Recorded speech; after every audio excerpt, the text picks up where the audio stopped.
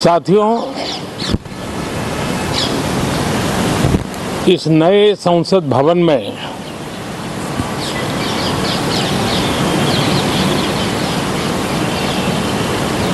जो पहला सत्र हुआ था, उसके आखिर में इस संसद ने एक बहुत ही गरिमापूर्ण फैसला लिया था और वो फैसला था नारी शक्ति वंदन अधिनियम। और उसके बाद 26 जनवरी को भी हमने देखा किस प्रकार से देश ने कर्तव्य पथ पर नारी शक्ति के सामर्थ्य को, नारी शक्ति के शौर्य को, नारी शक्ति के संकल्प की शक्ति को अनुभव किया। और आज बजट सत्र का आरंभ हो रहा है, तब राष्ट्रपति द्रौपदी मुर्मू जी का मार्गदर्शन और कल निर्मला सीतारमण जी के द्वारा इंटरिम बजट एक प्रकार से ये नारी शक्ति के साक्षात्कार का पर्व है। साथियों, मैं आशा करता हूं कि गत 10 वर्ष में जिसको जो रास्ता सूझा, उस प्रकार से संसद में सबने अपना अपना कार्य किया। लेकिन मैं इतना जरूर कहूंगा कि जिनको आदतन हुड़दंग करने का स्वभाव बन गया है, जो आदतन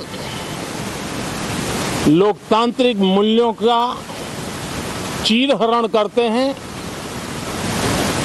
ऐसे सभी माननीय सांसद आज जब आखिरी सत्र में मिल रहे हैं, तब जरूर आत्मनिरीक्षण करेंगे कि 10 साल में उन्होंने जो किया।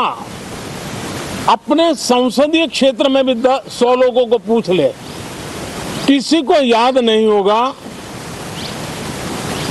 किसी को नाम भी पता नहीं होगा जिन्होंने इतना हुड़दंग हो हल्ला किया होगा।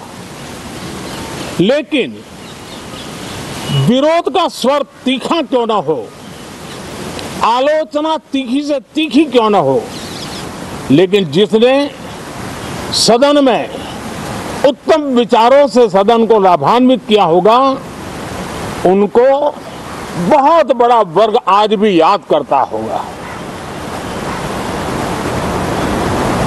आने वाले दिनों में भी जब सदन की चर्चाएं कोई देखेगा, तो उनका एक एक शब्द इतिहास की तवारीख बन करके उजागर होगा। और इसलिए जिन्होंने भले विरोध का किया होगा, लेकिन बुद्धि प्रतिभा का दर्शन कराया होगा, देश के सामान्य मानवी के हितों का कंसर्न दिखाया होगा, हमारे खिलाफ तीखे से तीखी प्रतिक्रिया की होगी, उसके बावजूद भी मैं अवश्य मानता हूं कि देश का एक बहुत बड़ा वर्ग, लोकतंत्र प्रेमी सभी लोग इस व्यवहार की सराहना करते होंगे। लेकिन जिन्होंने सिर्फ और सिर्फ नकारात्मकता, हुड़दंग, शरारतपूर्ण व्यवहार ये जो किया होगा, उनको शायद ही कोई याद करे। लेकिन अब ये बजट सत्र अवसर है, पश्चाताप का भी अवसर है, कुछ अच्छे फुटप्रिंट छोड़ने का भी अवसर है। तो मैं ऐसे सभी माननीय सांसदों से आग्रह करूंगा कि आप इस अवसर को जाने मत दीजिए, उत्तम से उत्तम परफॉर्म कीजिए, देश हित में उत्तम से उत्तम अपने विचारों का लाभ सदन को दें और देश को भी उत्साह और उमंग से भर दें। मुझे विश्वास है, आप तो जानते ही हैं कि जब चुनाव का समय निकट होता है तब आमतौर पर पूर्ण बजट नहीं रखा जाता है। हम भी उसी परंपरा का निर्वाह करते हुए पूर्ण बजट नई सरकार बनने के बाद आपके समक्ष लेकर के आएंगे। इस बार एक दिशा निर्देशक बातें लेकर के देश की वित्त मंत्री निर्मला जी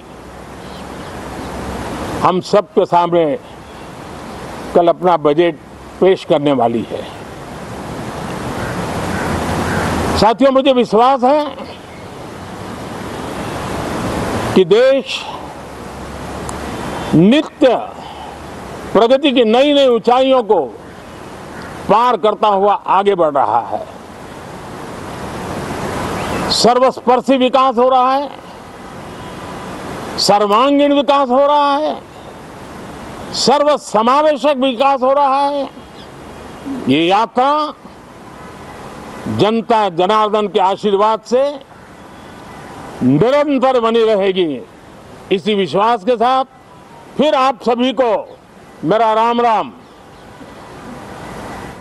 जी हाँ, प्रधानमंत्री।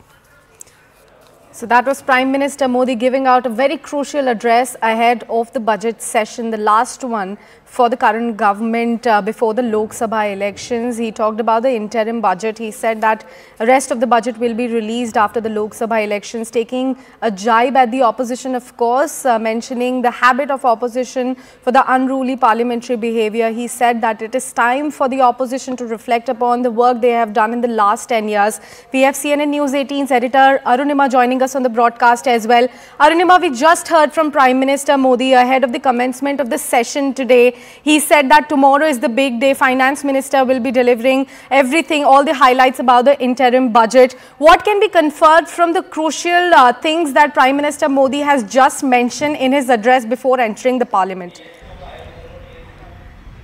Well, just from the moment he greeted the media, there was political messaging there. He started off by greeting everybody Ram Ram. It's very clear that the Pran Pratishtha in Ayodhya is going to be the central theme of the Bharatiya Janata Party's political messaging, public messaging in the next few months in the run-up to elections. So the greeting itself was important. Next, he attacked the opposition once again by saying कि जो नकारात्मक राजनीति करेंगे, नकारात्मक सोच रखेंगे, उन्हें याद नहीं रखा जाएगा. So the politics of protest, the politics of walking into the well, the politics of taking placards that we saw in the last session, leading to suspension of so many MPs. I mean, record number of MPs were suspended from Lok Sabha and Rajya Sabha last time around. Some are being, brought back. Their suspension is being revoked, and you will see when the Lok Sabha and Rajya Sabha assembles, that procedure will be carried out. But Prime Minister made it very clear that you have to make amends for the kind of politics you have practiced so far.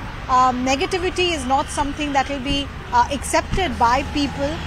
Egging on the opposition. In any case, opposition's unity has suffered a body blow with the JDU moving away. I mean, two planks on which opposition was upbeat last time around. They had rallied around Mahua Moitra, showcasing the India Alliance, and they were all united. This time, TMC is speaking in a completely different voice. Aam Aadmi Party has made it clear that in Punjab and Haryana, they will go alone. And JDU has walked away. And with JDU going away, the caste politics plank on which the opposition was basing its attack is also gone. Caste census architect is now with the BJP, and NDA is going to get the credit for that. So, a very upbeat, PM-led BJP and a very, disarrayed opposition is what we are looking at the start of this session. Definitely. Arunima, please.